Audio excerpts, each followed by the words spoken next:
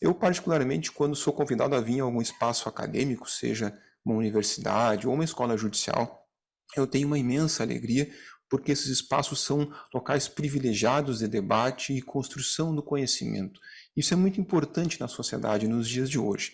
Então, eu registro aqui também o meu agradecimento e congratulo pela temática escolhida, uma temática assaz relevante na sociedade. E vejam bem, relevante inclusive com números, com uma análise demográfica que são muito mais do que números que nós colocamos aqui, são pessoas que estão retratadas, são vidas, e certamente o Poder Judiciário entende muito bem o que há por trás dos números de ações, de acordos. Nós temos litígios, temos vidas que estão ali e é fundamental a atuação dos entes estatais.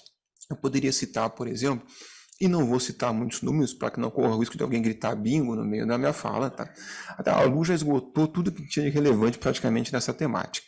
Então, nós temos hoje no Brasil, pela última PNAD, que é a Pesquisa Nacional por Amostra de Domicílios Contínua, que se refere ao terceiro trimestre de 2022, quase 19 milhões de pessoas com deficiência no Brasil acima de 2 anos de idade. Isso corresponde a quase 9% da população brasileira. É muita gente. E a maioria esmagadora delas, idade laboral, acima dos 14 anos de idade. Apenas 5% dessas pessoas estão no mercado de trabalho. Vamos diminuindo os números agora em relação ao mercado de trabalho e à inclusão no mercado de trabalho. 55% delas estão na informalidade. São dados demográficos. 1% dos vínculos de trabalho no Brasil é ocupado por pessoas com deficiência. Nos vínculos formais, evidentemente. Também não inventei esse dado, é da Relação Anual de Informações Sociais de 2021, que é a última disponível e publicizada.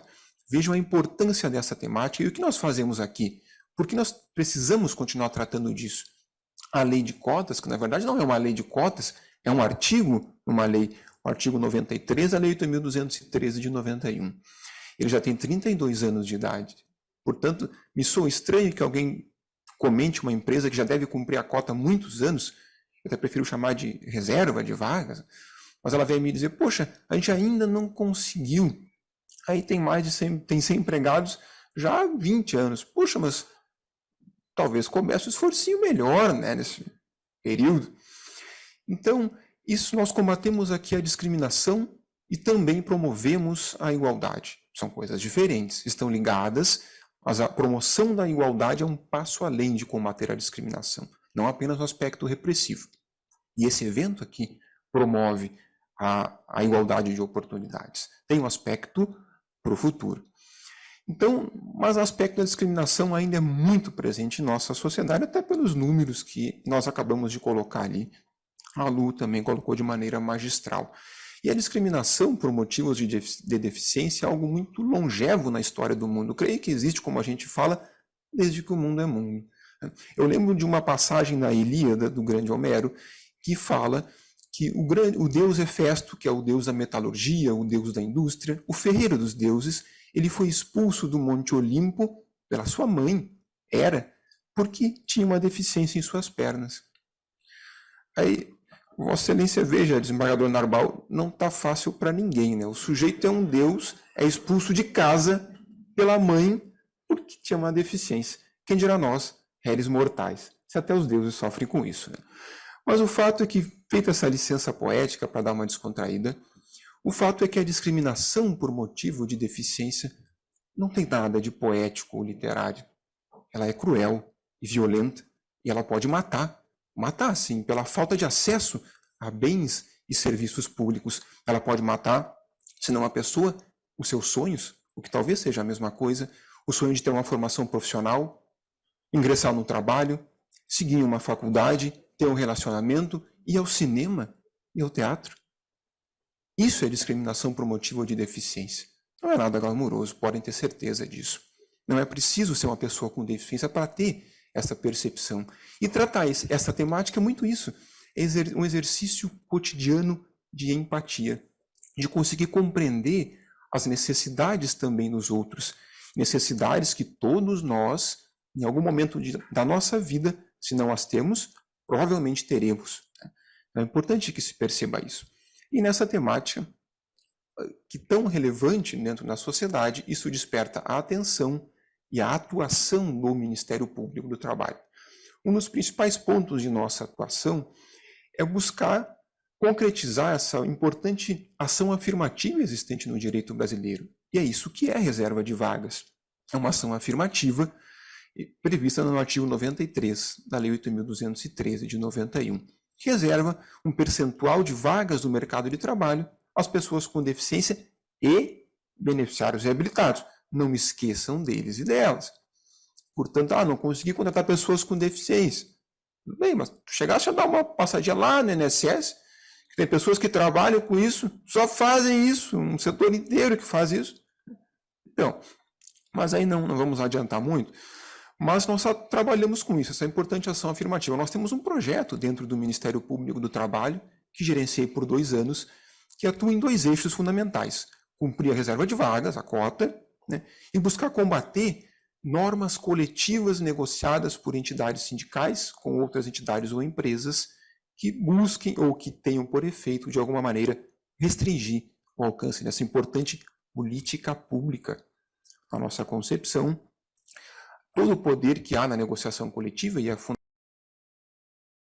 conciliação das relações de trabalho, de autocomposição, mas ela não pode avançar sobre algo que não diz respeito a direitos específicos de categoria. É uma política pública do Estado brasileiro, a que o Estado brasileiro se obrigou perante, inclusive, a comunidade internacional. Mas, avançando na nossa temática, para que nós consigamos avançar, nós precisamos saber quem é a pessoa com deficiência, hoje, para os olhos do direito, né? Então, nós podemos, e é fundamental que isso fique claro, como a Lu já também colocou, por quê? É um princípio que me lembra um pouco da ciência econômica, a lei da escassez.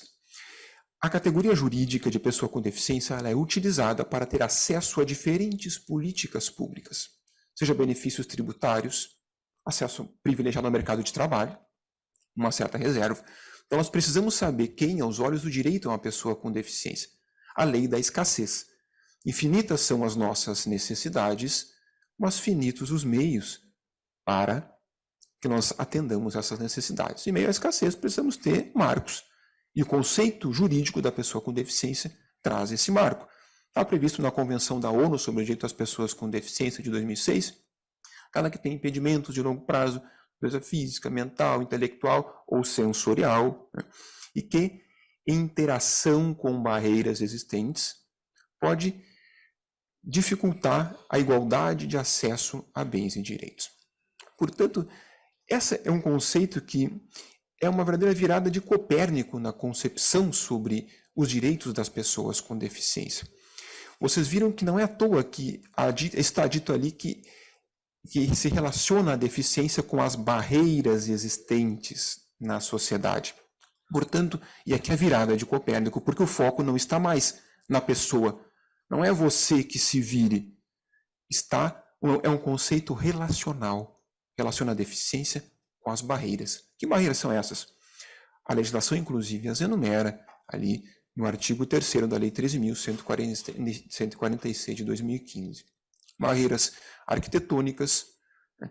Barreiras urbanísticas, informacionais, barreiras atitudinais, que talvez sejam as mais difíceis de serem superadas. Barreira atitudinal que todos nós estamos sujeitos a cometer inadvertidamente, mesmo tentando fazer o nosso melhor, porque os preconceitos eles são insidiosos, eles trabalham no nosso subconsciente, e quando nós menos esperamos eles aparecem. Uma barreira atitudinal é quando uma pessoa cadeirante, por exemplo, chega no balcão de uma vara do trabalho e pede uma informação sobre um processo, e ela está acompanhada de um amigo, quem quer que seja, e nós perguntamos, qual é o nome dela? Nós perguntamos para outra pessoa, né? Outra superação de barreira atitudinal. E agora eu me lembro que, como foi dito que há pessoas com deficiência visual, eu tomo a liberdade de falar fora do microfone para que as pessoas que não estão me vendo saibam onde eu estou. Isso é importante, se localizem geograficamente dentro do ambiente. Eu esqueci essa parte no começo.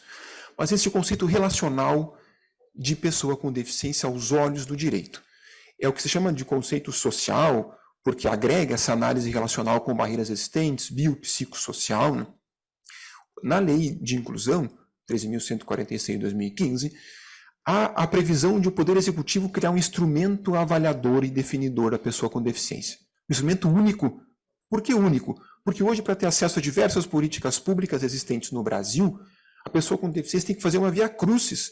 Ela precisa ir no INSS para ter um certo benefício, e outro precisa ir em outro órgão, e assim em várias instituições.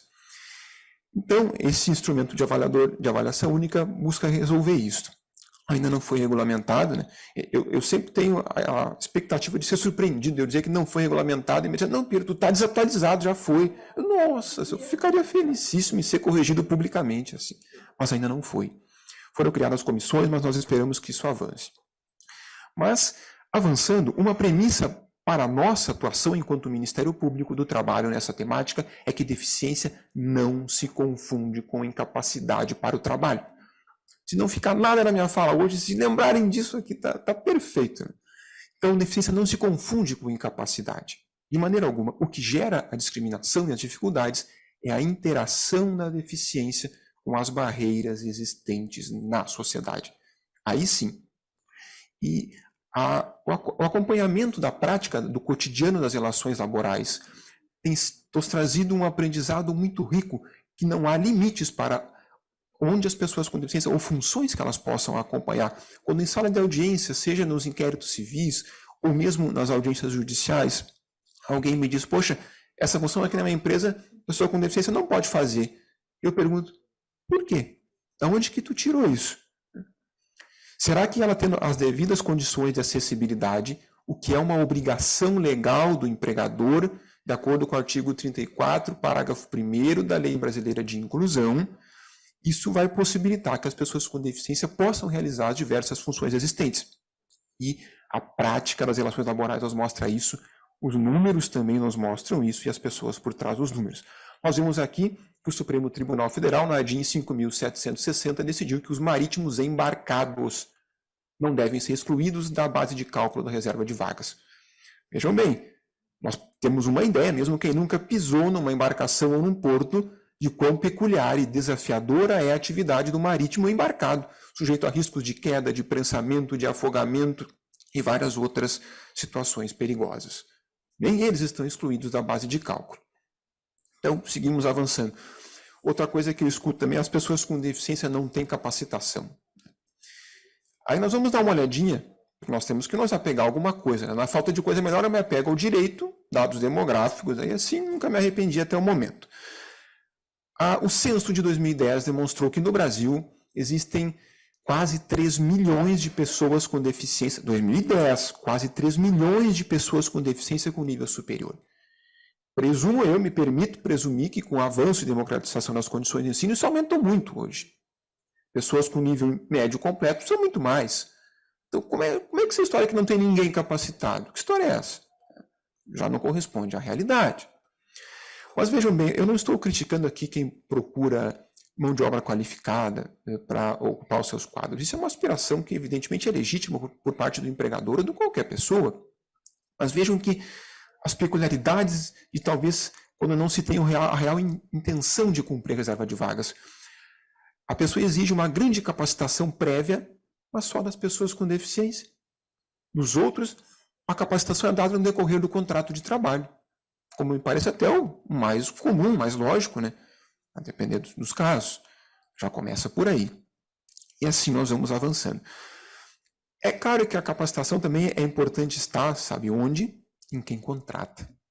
Vejam, muito da temática das discussões judiciais hoje, que eu acompanho, elas estão em torno da noção de esforço efetivo para a contratação.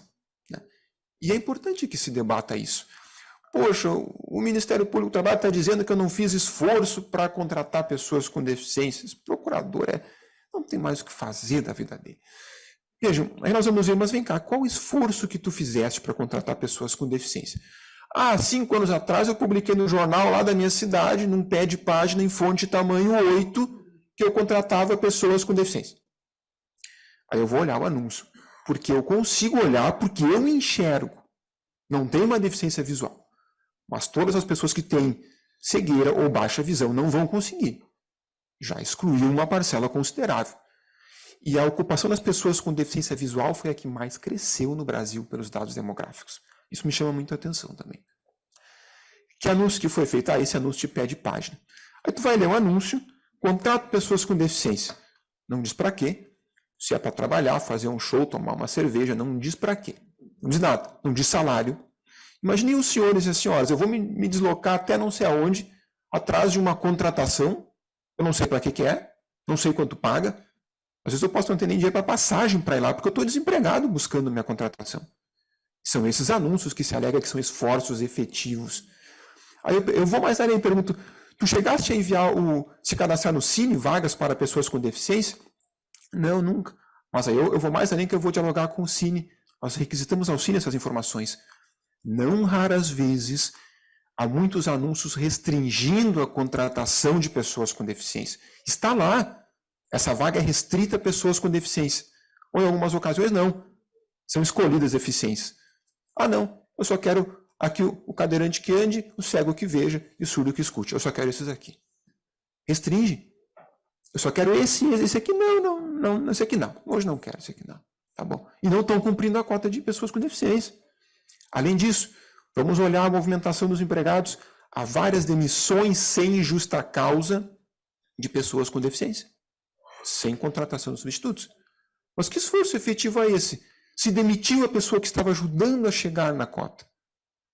Não me parece que esse esforço seja tão efetivo assim. Nós falamos um pouquinho também sobre a questão das normas coletivas, que é outro ponto muito importante de atuação do Ministério Público do Trabalho. Nós temos aqui, nessa temática, foi dito muito bem também pela Luciana, o nada sobre nós sem nós. O que é isto? Isso é muito importante na temática dos direitos das pessoas com deficiência, está previsto na Convenção da ONU de 2006 sobre os direitos das pessoas com deficiência. Mas não precisaria estar, porque isso é um pressuposto de legitimidade democrática para qualquer cidadão. No direito tributário é assim, né? Nós temos que ter prazos, isso é na Carta Magna, quando a gente estuda, se reuniram, nós precisamos participar do processo de tributação. Então nós vamos avançando nessa temática. E o Ministério Público tem dialogado com diversas instituições, atuações promocionais, porque é preciso dialogar e conseguir aquilo que há de melhor em cada instituição. Nós temos o cuidado, né, de buscar aquelas instituições que também trabalhem com empregabilidade. Porque, vejam, muitas situações também, nós vemos dialogando com os empregadores, e alguns dizem, poxa, mas eu enviei um ofício lá para aquela entidade. Pode ser o início, mas vejam bem, será que aquela entidade trabalha com empregabilidade? Talvez não. Existem várias. Lembrando que a cota é por empresa, então eu posso cumprir em qualquer lugar do território nacional. Ah, mas eu enviei um ofício lá para a paz da minha cidade há 3 anos atrás, mas eu estou presente em todos os estados da federação. E o resto? Não quer dizer que não tenha. Tem pessoas qualificadíssimas, como nós vimos, e o incremento dos níveis de empregabilidade das pessoas com deficiência ao longo dos anos comprova isso. Nós passamos no ano de 2000, quando iniciaram as fiscalizações, como foi dito, em torno de 18% de cumprimento da cota no Brasil. Em 2021 tínhamos quase 50%. A pandemia trouxe um decréscimo, é verdade. E aí, a importância da atuação ainda mais incisiva por parte dos poderes públicos.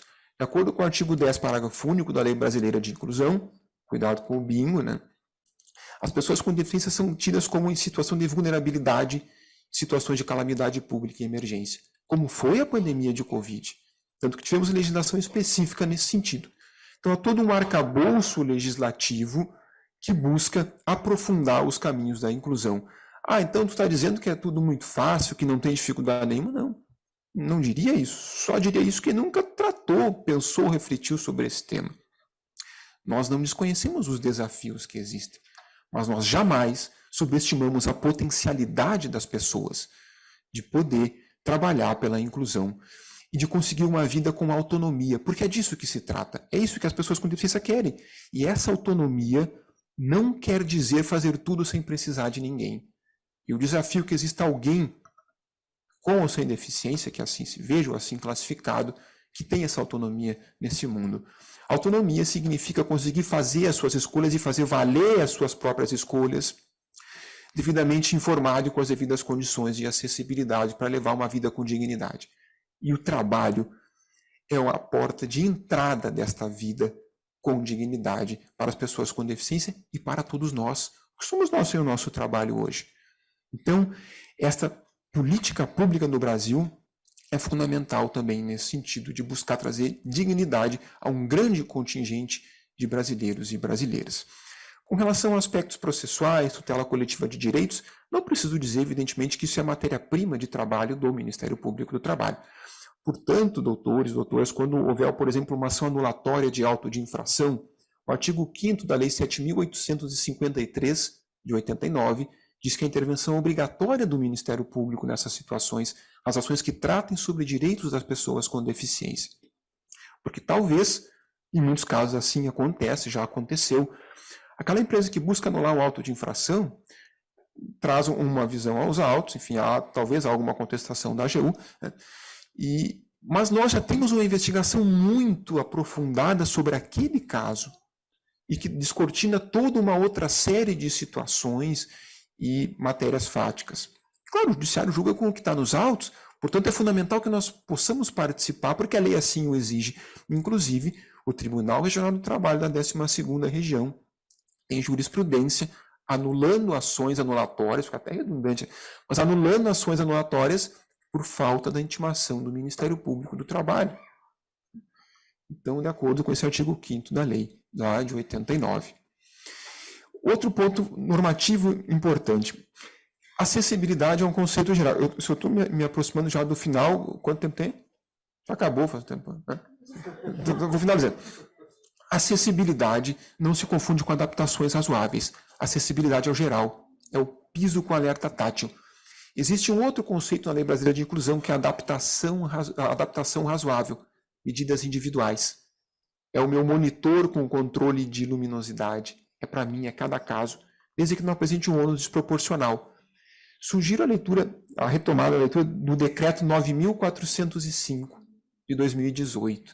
Ele traz, em relação às pequenas empresas de pequeno porte médio, quanto é esse valor razoável que elas devem investir em acessibilidade, parâmetro objetivo. Mas agora, então, me encaminhando para o final, para privilegiar o debate a respeito às pessoas que vão me seguir. Agradeço muito o convite que me foi feito, nós estamos sempre à disposição para dialogar sobre esses temas, e é necessário muito diálogo, porque já avançamos, mas muito ainda temos que avançar. Como disse, o trabalho é a porta de entrada para uma vida com dignidade para todos nós. E eu convido vossas excelências a ajudarem a girar esta chave e a abrir as portas do mundo do trabalho para as pessoas com deficiência naquilo que compete ao Poder Judiciário. Muito obrigado.